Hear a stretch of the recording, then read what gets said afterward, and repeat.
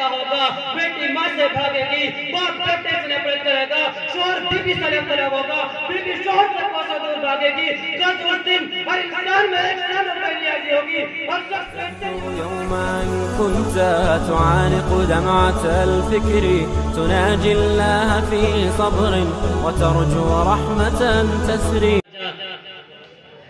جناب صدر محترم حاضرین، آج کی اس انجمن اصلاح البیان کے اختتامی اجلاس میں آپ حضرات کے سامنے نماز کے کچھ متعلق عرض کروں گا، جو عبادتوں میں سب سے زیادہ اہم عبادت ہے، جو قرب خدا بندی کا سب سے اہم ذریعہ ہے۔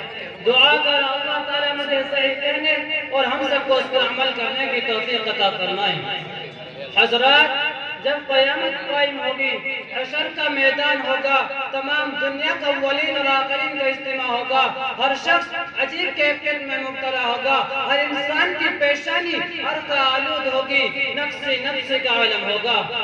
قرآن نے اس کا نقشہ عجیب انداز اور اچھوٹے طرح سے کھینچا ہے۔ فرمایا یوم یفر المرء من اخیہ وامہ وابیہ وصاحبته وبنيه لكل امرئ منهم يومئذ شأن يغنيه وجوه يومئذ مسفرة ضاحكة مستبشرة ووجوه يومئذ عليها غبرة ترهقها قترة أولئك هم الكفرة الفجرة۔ یعنی وہ دن ایسا ہوگا جس دن بھائی بھائی سے جدا ہوگا، بیٹی ماں سے بھاگے گی، باپ بیٹے سے نفرت کرے گا، شوہر بیوی سے لڑ طلب ہوگا، بیوی شوہر سے کوسوں دور بھاگے گی۔ کل اس دن ہر انسان میں ایک سال روپے نیازی ہوگی، ہر شخص بے چینی و گھبراہٹ کے عالم میں مبتلا ہوگا۔ اللہ تعالیٰ کی جانب سے ارشاد ہوگا، آج یہاں نہ تمہاری جائیداد کام آئے گی، نہ تمہارے محلے تمہیں بچا سکیں گے، نہ تمہارے دوست و احباب کا تمہیں غمیر بچا سکے گا۔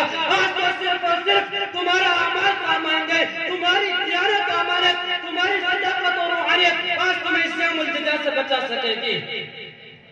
ارشاد ہوگا، یہ گھڑی محشر کی ہے تو عرصۂ محشر میں ہے، یہ گھڑی محشر کی ہے تو عرصۂ محشر میں ہے، پیش کر غافل عمل کوئی دفتر میں ہے۔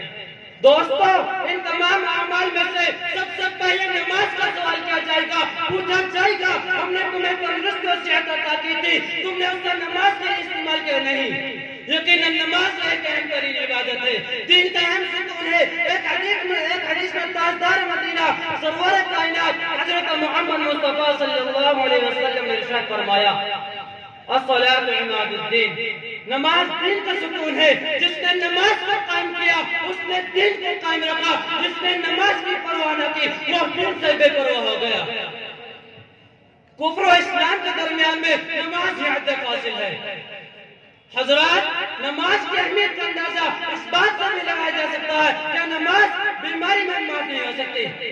اگر کوئی شخص کھڑے ہو کر نماز نہیں پڑھ سکتا تو بیٹھے بیٹھے نماز ادا کرے، اگر بیٹھ کر نہیں پڑھ سکتا تو لیٹے لیٹے نماز ادا کرے، نماز کسی بھی صورت میں معاف نہیں ہو سکتی۔ ایک حدیث میں تاجدار مدینہ سرور کائنات حضرت محمد مصطفیٰ صلی اللہ علیہ وسلم نے ارشاد فرمایا، من ترک الصلاة متعمدا فقد کفر۔ پڑھ نماز پنج گانا، نہ کر کوئی بہانہ، پڑھ نماز پنج گانا، نہ کر کوئی بہانہ، اسی میں ہے تیری جنت ورنہ دوزخ ہے تیرے ٹھکانہ۔ وآخر دعوانا الحمدللہ رب العالمین۔